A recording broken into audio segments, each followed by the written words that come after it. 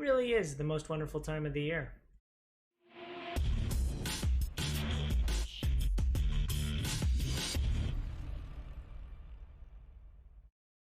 What up, viewers? What up? What up? Today is Friday, November 20th, and it means it's time for a quick recap of the week in video game news.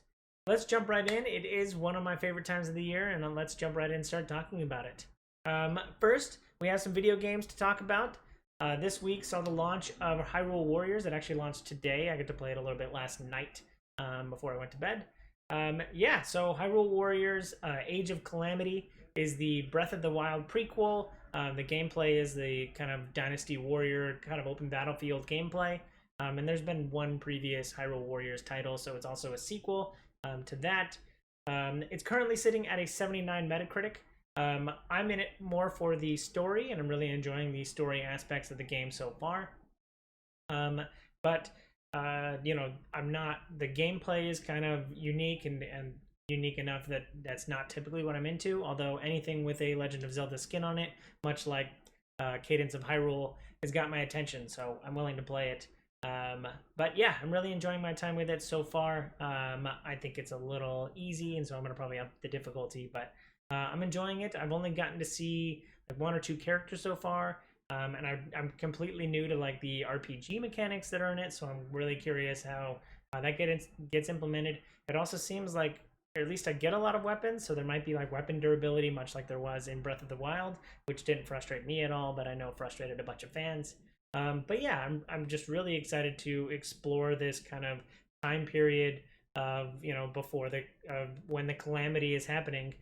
It's a really cool and interesting idea to bring kind of something that's already existed like Hyrule Warriors into a narrative place, like in the big dramatic fights that are going to happen in this kind of Breath of the Wild prequel. So I'm really interested to see more about it. I'm really interested in listening and experiencing the story. So I'm looking forward to playing it. And my Switch controller, I think, needed to be dusted off sometime soon. So I'm excited to be playing on Switch as well. Moving right along, this week also saw the fifth and final installment in the Night City Wire, CD Projekt Red's Cyberpunk 2077 kind of direct consumer-facing kind of conference. This one was a little bit longer, about 30 minutes. I think the last one was sub 30, so this one was a little bit longer, and I really appreciated the time they took. The really big thing, one of the really big things they wanted to hit on this week was talking about Keanu and how involved he's going to be. Johnny Silverhand's character. They released a gameplay trailer that really gives you some of the narrative of what Johnny Silverhand is and why he exists, and it really sounds like he is, I think one of the lines from the show was that he's kind of the second player character, or even like, as prominent as your PC is, your player character is, Johnny Silverhand's right there next to it. So I'm looking forward to hearing, Keanu Reeves just talking in my ear all the time, which I think is going to be annoying, and it's going to be hard to say, screw you, Keanu Reeves. I want to be doing my own thing, because it especially sounds like he has his own wants and needs and goals. So I wonder how that's going to interact with this kind of player experience. And the kind of idea of just having him there the whole time, kind of pushing you one way or the other. Do you push back against him, or do you agree with what he wants? That seems really interesting. So, and I just want to listen to Keanu talk to me for 200 hours. So looking forward to that. They also talked about the music. They really went into the music this time. I think that in every one of these Night City Wires, they've talked about a different facet of the music. They got a bunch of composers in and a bunch of people involved, and it really sounds like different parts of the city are going to have different scores and soundtracks, which is pretty typical for lots of different types of games, especially The Witcher. When you go into each individual town, you kind of have a different score going on, a different sound and theme to it. But it sounds like each individual quest is going to have like its own sounds to it. So it's really cool. And again, you're talking to the rock stars, CD Projekt Red. They really thought of all the details. And speaking of all the details, they discussed like a DMCA mode. So, for a little bit of background, Twitch has been really going after streamers for like DMCA takedowns for music and songs that's coming through for games, and it's really been hurting a bunch of Twitch streamers. And Cyberpunk has got you covered. They've already implemented a mode where you can kind of like check a box, and then you won't get any copyrighted music into your game, and it'll just play the scores that are freeware. So wow, they're really listening to it. I'm surprised that they're really encouraging. Kind of the Twitch influencer things for like, especially for a single player game. You know, people watching gameplay. I feel like a lot of single player games fear streamers kind of streaming it and people kind of getting it through that. At least that's something I've heard within the game industry for a couple of years now. But you know, I definitely think there's probably enough variety in gameplay for Cyberpunk that I don't think they have too much to cast concern. So yeah, I was really excited for this Night City Wire. They again confirmed that the December 10th date is locked in. So looking forward to playing this in T-minus 3 weeks. So fingers crossed. Hopefully we'll be playing Cyberpunk sometime soon. And the thing I really wanted to talk about, why I said it's the most wonderful time of the year. The Game Awards are right around the corner. Speaking of, they're on the same day on 12/10, December 10th. And it's one of my favorite events. Me and my wife always watch it every year. We just enjoy sitting down. We treat it like any other award show that we watch.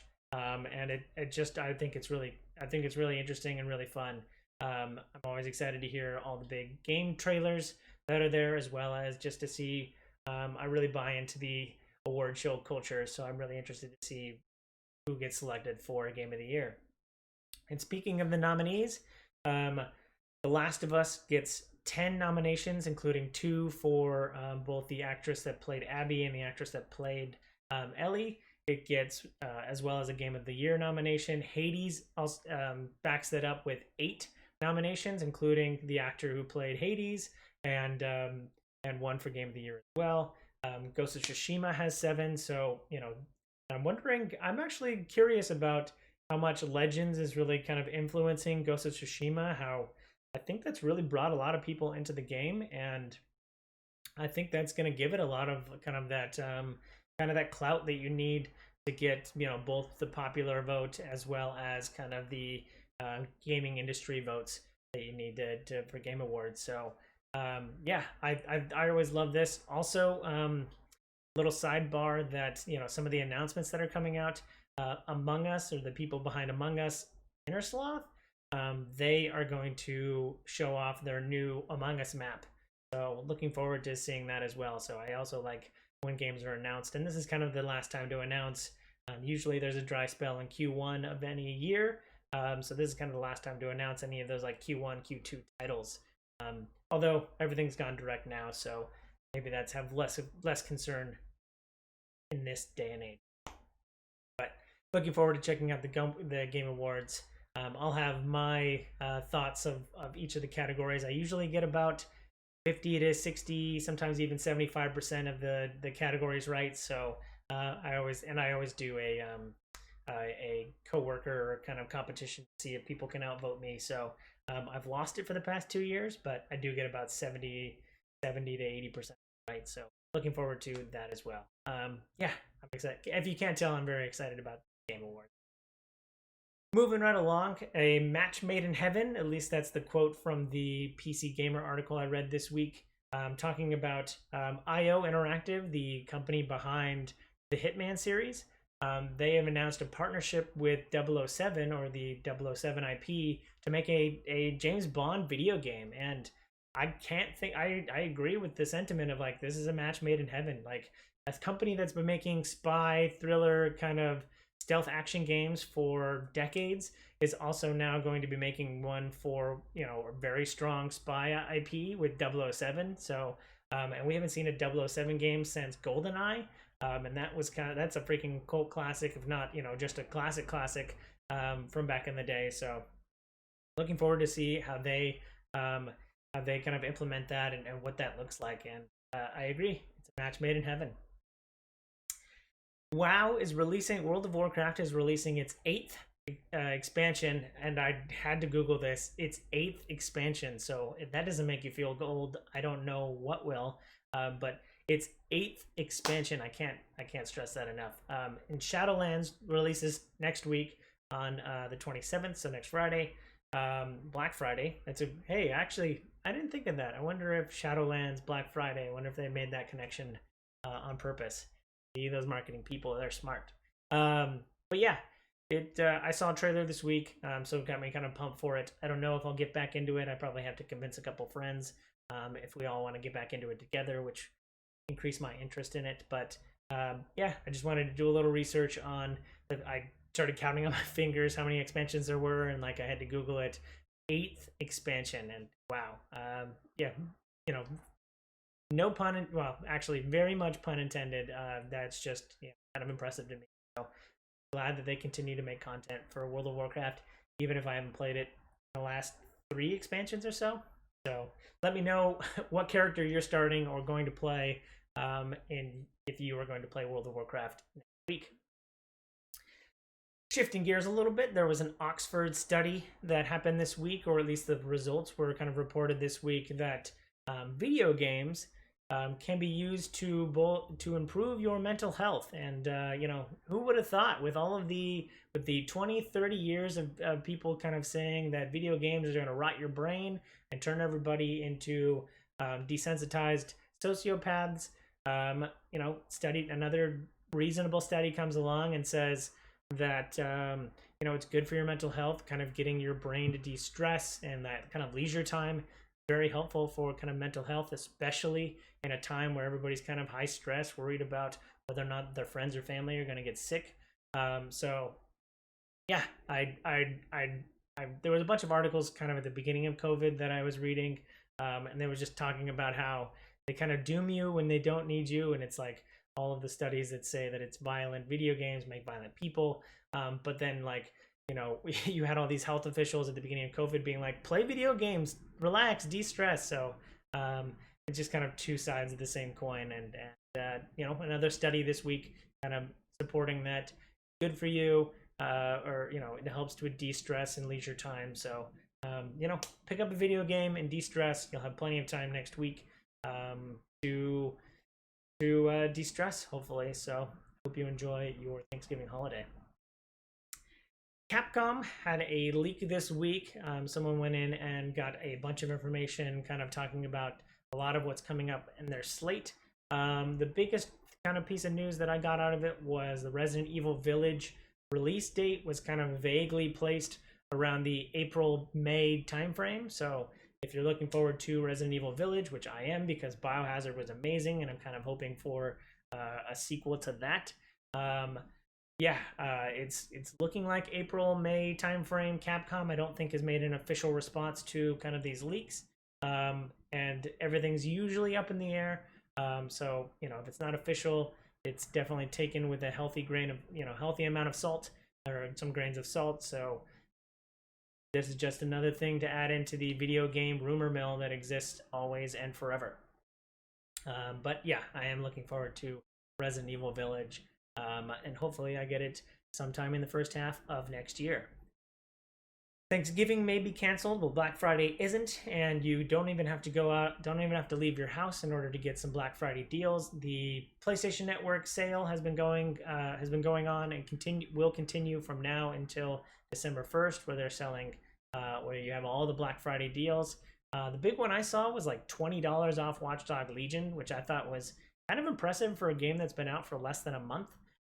Usually retailers have got, maybe not digital retailers, but usually physical retailers have kind of a limit on how long before you can discount your game after launch. So yeah, I just thought that was kind of really impressive, and there was a bunch of games on there for like half price. I think Squadrons was down to $20 or so, so that was like a half price. A couple other big deals and a couple other big games for kind of half price. So if you're looking for deep discounts or games to be playing next week for the hopefully short week, you can check out the Black Friday deals from PlayStation Network. You don't even have to you can do it all from the comfort of your house. So looking forward to that. Also this week, was MK Ultimate, the second expansion for MK11. Just adding in a couple of characters with Rain and Rambo and Melina, fan favorite. And I just saw a video this week kind of going through all the fatalities of each of those characters.